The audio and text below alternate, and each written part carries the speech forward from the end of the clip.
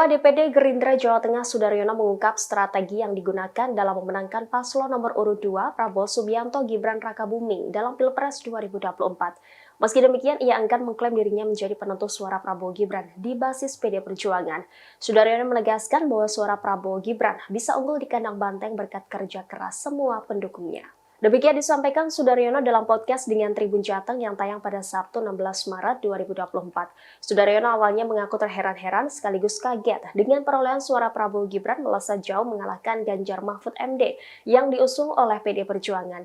Sebab ia memprediksi suara Prabowo di Jawa Tengah mentok di angka 48%. Sudaryono mengaku baru memegang tongkat komando sebagai Ketua DPD Gerindra Jawa Tengah 4 bulan sebelum hari pencoblosan pemilu 2024. Saat itu survei internal Prabowo dibandingkan Ganjar Pranowo sangat jauh sekali. Dengan demikian, kata Sudaryono, dalam 4 bulan disebutnya tidak boleh salah langkah sehingga ia terlebih dahulu mengecek pasukan partai. Setelah dicek, ternyata pasukan yang tersedia itu sangat mumpuni. Bahkan, Sudaryono melabeli para pasukan itu sebagai samurai. Mantan asisten pribadi Prabowo Subianto itu lalu membuat strategi harus berkeliling ke Jawa Tengah untuk mengkampanyekan Prabowo Gibran.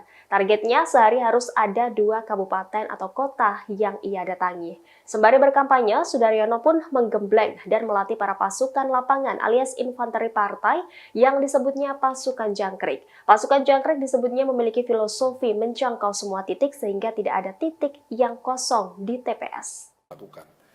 Inti dari inti adalah pasukan di lapangan, Mas. Pasukan infanteri udah deh. Saya punya sebutan namanya pasukan jangkrik gitu. Pasukan jangkrik? Iya. Ya kan kita niru-niru yang lain lah, ada gorong-gorong, ada burung hantu. Ya kan? Kenapa jangkrik? Kenapa enggak ular apa? Bukan. Kata.